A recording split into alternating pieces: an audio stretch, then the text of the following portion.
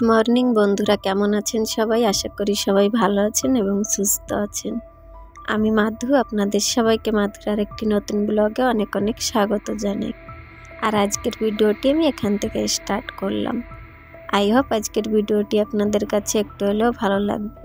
সম্পূর্ণ ভিডিওটি দেখার জন্য অনেক অনেক অনুরোধ রইল। আজ হচ্ছে শুক্রবার আর এখন ঘড়ির কাঁটায় বাজে হচ্ছে সকাল 5টা। প্রতিদিনের মতন সকালবেলা ঘুম থেকে উঠে ফ্রেশ হয়ে ঠাকুরকে একটা প্রণাম জানিয়ে চলে আসলাম এই যে সামনেটা ধুয়ে দিতে। তার আগে ঘুম থেকে উঠে দেখেন ফ্রেশ হয়ে আগে দরজাটা খুলে নিয়েছি, কেন কি আমার আগে কেউই ওঠে না বাড়িতে, আমিও উঠি। তো আমি আগে ঘুম থেকে উঠে আগে দরজাটা খুলে নিই, তারপরে এই এখানটা ঝাড়ু দিয়ে ধুয়ে ফেলি। তো এই যে প্রত্যেক দিনের মতন আজকেও ওটা করছি।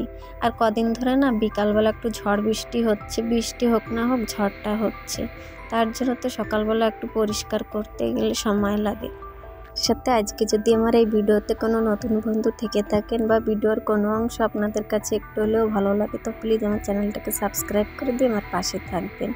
আর যারা করে দিয়েছেন তাদেরকে অসংখ্য ধন্যবাদ আমার এই ছোট্ট পরিবারের মেম্বার হওয়ার জন্য। আর চাইলে ভিডিওটাকে একটা শেয়ারও করতে পারেন, লাইক ও কমেন্টও করে দেবেন। সাথে আপনাদের একটা লাইক কমেন্ট আমাকে ভিডিও বানাতে আর একটু মোটিভেট করে। তো ওই যে সামনে যে দেখেছেন ওই জায়গাটায় আমি সব দিন তো ফ্যান জল এটা ওটা ফেলি। তো কদিন ধরে ঝড় বৃষ্টি হচ্ছে বলে সমস্ত ময়লা আবর্জনা এসে সামনেতে জমা হয়েছে। তো যতদূর পেরেছি সব কিছু এক জায়গা করে এখানটা একটু পরিষ্কার করে নিয়েছি। আর এসব কাম তো সবসময় করা যায় না ওর জন্যতে। তো এই জায়গাটা পরিষ্কার করে একটু আগুন লাগিয়ে দিয়ে চলে আসলাম। আর যতই পরিষ্কার রাখবেন পরিবেশ ততই ভালো। আর বাচ্চা কাচ্চা থাকলে তো সবসময় সেফটির খেয়ালটা রাখতেই হয়, তার জন্যতে। আর যত আবর্জনা থাকলে দেখবেন মশা এটা ওটা বর্ষার সময় জমা হতে থাকে আবর্জনার ভিতরে, তার জন্যতে সবসময় চেষ্টা করি পরিষ্কার করে রাখার জন্য। আর ঘুম থেকে উঠে আগে বাইরেটা পরিষ্কার করে চলে আসলাম, না হলে না বাইরে পরে পরিষ্কার করতে গেলে আর সময় হয় না। ওর জন্যতে আগে বাইরেটা সেরে তারপরে ভিতরে চলে আসি। তারপর চলে আসলাম, দেখেন এখানে গ্যাসটা পুছে নিয়েছি আর সাথে কতগুলো বাসন ছিল ওগুলো মেজে নিয়ে আসলাম। চলেন এদিকে বাসনগুলো জলটা ঝরিয়ে দিই। আর সবসময় বাসনটা মেজে এমনি না সঙ্গে সঙ্গে জলটা ঝরাই দিই, কেন বলুন তো, না হলে বাসনে কেমন যেন একটা দাগ হয়ে যায় জলে, আর ও দাগটা হলে আর উঠানো কষ্ট। ওর জন্য তো সবসময় চেষ্টা করি যখন একটা তখনই করার জন্য। তো ওদিকে আমার দেখেন বাসনগুলো জায়গায় রেখে দিয়েছি আর চলে আসলাম কতগুলো জামা কাপড় কেচে নিয়ে। আর এগুলো এখন বাইরের থেকে দিয়ে দেওয়ার কেবলই রোদ বের হচ্ছে। প্রত্যেক দিন এখন চেষ্টা করছি একটু সকাল সকাল ওঠার জন্য, কিন্তু ওই যেদিন রাতে একটু ভালো ঘুম হয় সেদিনই উঠতে পারছি, আর যদি ঘুম না হয় আর ওঠা যাচ্ছে না। তাও চেষ্টা করি সবসময় একটু সকাল সকাল ওঠার জন্য, বাচ্চাটার জন্য মাঝে মধ্যে একটু দেরি হয়ে যায়। আর আজকে এক জায়গায় যাওয়ারও আছে। তো এদিকে জামা কাপড়গুলো নেড়ে দিয়ে চলে আসলাম সকালে টিফিনটা বানাতে। এখন বর যাবে ডিউটি, যত সময় পর্যন্ত সকালবেলা টিফিন বানিয়ে বরকে না পাঠানো হয় ডিউটিতে তত সময় পর্যন্ত আমি বেডরুমে যেতে পারি না। এখনও আমার বেডটা গোছাতে বাকি, আর বর উঠে এখনও ফ্রেশ হয়ে নিয়েছে। এই ফাঁকে আমি চলে এসেছি দেখেন টিফিন বানাতে। তো বর উঠে আগে ঠাকুরকে প্রণাম করে তারপরেই যায় ডিউটি খেয়ে দে। তো উনি গিয়েছে মন্দিরে, আর সকালবেলা উনি প্রত্যেক দিন সকালবেলা ঠাকুরকে একটা প্রণাম করে ঘুম থেকে উঠেই। আর এদিকে ছেলেটা আমার দেখেন এখানে উঠে বসেছে, এখানে বসে আমার রান্না দেখছে। কোলে বসে দেখে, কিন্তু আজকে আর কোলে নিলাম না। এইসব রান্না করতে গেলে না যখন তেলে ফোড়নটা দিই সরষ জিরে যাই হোক না কেন গায়ে ছিটে আসে, তো ওকে নিতে আমার ইচ্ছা হয় না, তাও ও যা জিদ করে কোলে ওঠার জন্য, তো আজকে ওখানে বসিয়ে দিয়েছি। তারপর এখানে 2 কাপ নিয়েছি সুজি, আজকে সুজির উপমা করছি। আর সুজির ভিতরে কিছুই দিইনি, খালি পেঁয়াজ দিয়েছি, কাঁচা লঙ্কা দিয়েছি, আলু এটা ওটা কিছুই দিইনি। তো এমন করেই রান্না করি। আর এই যে দেখেন সুজিটা আমার কমপ্লিট করা, এখন খেয়ে দিয়ে বর চলে গেল ডিউটি। এই ফাঁকে আমি চলে এসেছি বিছনাটা তুলতে। আর বারবার থেকে থেকে দেখেন মোবাইল স্ট্যান্ডটার কাছে যাচ্ছে, তো এত ডাকছি আসছে, আবার ঘুলিয়ে সব কিছু উলটপালট করে দিয়ে আবার ওখানে ওর মতন কাম করছে। আর ওর সামনে কিছুই কাম করতে পারবেন না, দিনটা ভর যা দুষ্টুমি করা শিখেছে। তো ওর কাম ওকে করতে দিই, আমার কাম আমি করতে থাকি। আর রাতে বর্ষা হচ্ছে, মাঝে মাঝে হচ্ছে না, কিন্তু ঝড়টা সব দিনই হচ্ছে। তার জন্য তো দেখেন এই বারান্দাতেই শুচ্ছি কদিন ধরে। আর যেহেতু বারান্দায় শুচ্ছি বলে বেডটা সবসময় গোছানো থাকে, তাও চেষ্টা করি প্রত্যেক দিন সকালে উঠে আবারও নতুন করে বেডটাকে গোছানোর জন্য। একটু উলটপালট হলেই দেখবেন বেডের সৌন্দর্যটাই খারাপ হয়ে যায়। ওর জন্য তো চেষ্টা করি বেডরুমটা সবসময় গুছিয়ে গাছিয়ে রাখার জন্য। যেহেতু আমার বিছনাটা সবসময় গোছানো গাছানো থাকে, খালি উপর থেকে ধুলি পড়ে কিনা, ওর জন্য তো দেখেন শোয়া তো হয় না এই ঘরে, একটা পাটি বিছিয়ে রাখি সবসময়। এই পাটিটাও তুলে ফেলে আবার একটু ঝেড়ে ঝুড়ে পেতে দিই। তো আজকে এমন করে সমস্ত কিছু গুছিয়ে নিয়েছি, তার সাথে যে সকালবেলা ডাস্টিংটা থাকে ওটাও সেরে নিচ্ছি। আর বেডরুমের ডাস্টিংটা আজকে আগে করব না, কেন বলুন তো, আমি যেখানে যাচ্ছি ছেলেটা সেখানেই যাচ্ছে। ওর জন্য তো ওকে একটু খেলতে দিয়ে ও ঘরে বেডের উপরে, আমি এখানে চলে এসেছি ডাস্টিং করতে। আর সকালবেলা দেখবেন প্রত্যেক দিন একটু একটু করে ডাস্টিংয়ের কামটা সেরে ফেললে না অত একটা ঝামেলা হয় না, পরে ডিপ ক্লিনের যে ঝামেলাটা থাকে ওটা সহজে আর করতে হয় না। ওর জন্য তো চেষ্টা করি প্রত্যেক দিন একটু একটু করে ডাস্টিংয়ের কামটা সেরে ফেলার জন্য। তারপরে এখানে চলে এসেছি ড্রেসিং টেবিলটা পুছতে, আর আজকেও কলিং দিয়ে পুছছি। আর ছেলেটা পিছনে এসে দাঁড়িয়ে রয়েছে, দেখছে ওটা নেওয়ার জন্য যে ও কী করে, কিন্তু আমার জন্য পারে না। আর বেডরুমটা প্রত্যেক দিন হাতে 1 ঘন্টা আধা ঘন্টা সময় নিয়ে পরিষ্কার করার চেষ্টা করি। আমাদের মতন ফ্যামিলিতে বাচ্চা কাচ্চা নিয়ে সহজে তো সব দিন ডিপ ক্লিন করা সম্ভব না, সপ্তাহেও আমরা মাঝে মধ্যেই করতে পারি। সব দিন চেষ্টা করি যতটুকু পারি বাচ্চা কাচ্চা নিয়ে ঘরটাকে পরিষ্কার করে রাখার জন্য, যাকে রোজ না করলে নয়, এই কামটাই করি। তো এখানে দেখেন ডাস্টিংয়ের সাথে সাথে ঘরটাও পুছে নিয়েছি।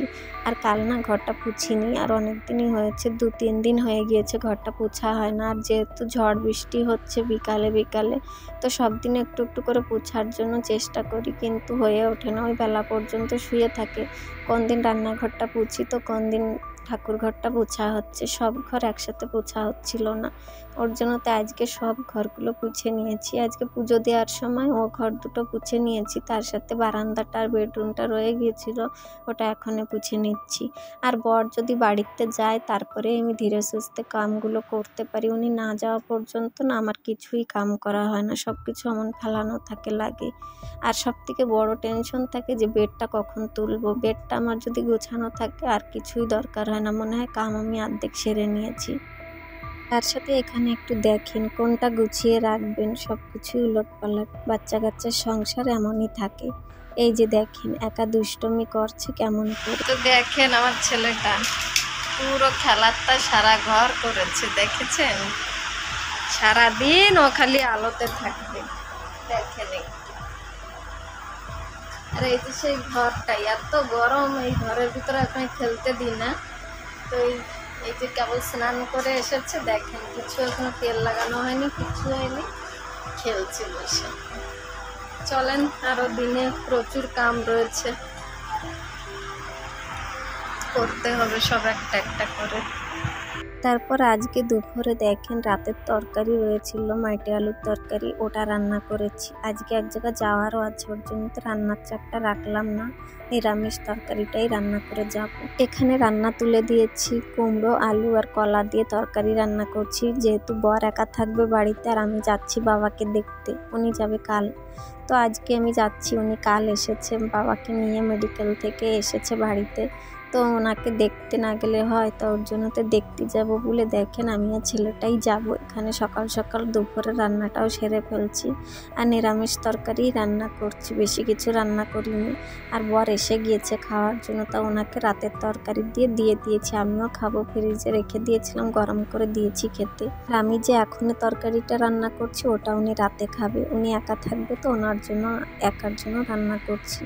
তো ওই যে ভাতটা হয়ে গিয়েছে, এখন তরকারিটা রান্না করছি, আর বেশি কিছু রান্না করতে পারিনি, প্রচণ্ড গরম পড়েছে আজকেও।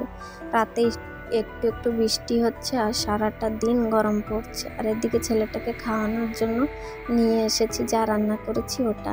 আর আজকে দুপুরে বর আসার সময় দেখেন কটা লিচু নিয়ে আসছিল, তো লিচুগুলোকে ভালো করে ছাড়িয়ে ফ্রিজে রেখে দেবো। যেহেতু উনি একা থাকবে বাড়িতে, কিছু রাখবো আর কিছু আমি নিয়ে যাব বাড়িতে।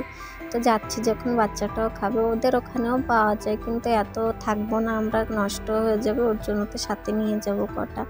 তার সাথে এখানে সকালে আর দুপুরের যা রান্নাবান্নার পরে বাসন হয়েছিল ওগুলো মেজে নিয়ে আসলাম, কেন কি বর বাড়িতে থাকবে আর উনি কিছুই করবে না, সব কিছু মেজে মুজে গুছিয়ে রাখবো। তো সব কিছু জলটা ঝরিয়ে চলে এসেছি এখানে। এখন দেখেন সব কিছু একদম গুছিয়ে গাছিয়ে তারপরে বের হবো। আর আমি কোথাও যাওয়ার আগে এইগুলোই গুছিয়ে গাছিয়ে যাই। তো আসার পরে তো দেখেছেন আমার ঘর বাড়ির অবস্থা কেমন থাকে। যখন যাব বাড়ির থেকে একরকম রেখে যাবো, এসে দেখবো আরেক রকম, কেন কি ছেলে মানুষ তো কিছু করতেও পারে না, কিছু করতেও পারি না। তো ওগুলো আমি ওই যে জামা কাপড় দেখছেন ওগুলো একটু ভিজা রয়েছে, ওগুলো বাসন কটা মেজেছি, তার সাথে সাথে ওগুলো কেচে দিয়েছি। তার মধ্যে কিছু কিছু শুকিয়ে গেছে, ওগুলো তুলে নিচ্ছি। যেমন এই পোছাগুলো আগের থেকে ছিল ওগুলো শুকিয়ে গেছে, ওগুলো সব রেখে দিচ্ছি, না হলে ঝড় বৃষ্টি এখন নামে সব ভিজে যাবে। আর বাড়িতে তো উনি থাকে না, ডিউটিও যায়, দোকানে যেতে হয়, ওখান থেকে আসে, টাইম থাকে না। ওর জন্য তো সব কিছু আমি ভালো করে গুছিয়ে গাছিয়ে তারপরেই যাব।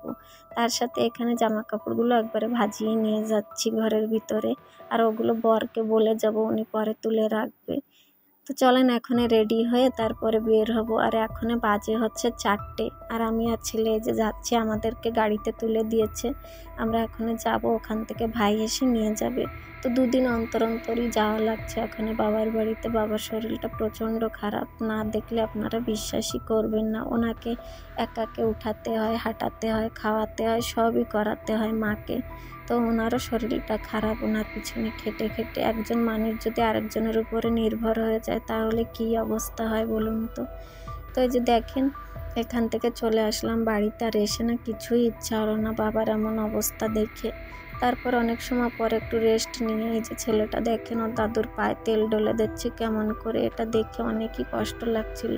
আর বলে ছোট মানুষের ভিতরে ভগবান থাকে, তো মা বলছে দাদা একটু ডলে দে, আর ও দেখেন তেলটা কেমন করে ডলে দিচ্ছে চেয়েছে।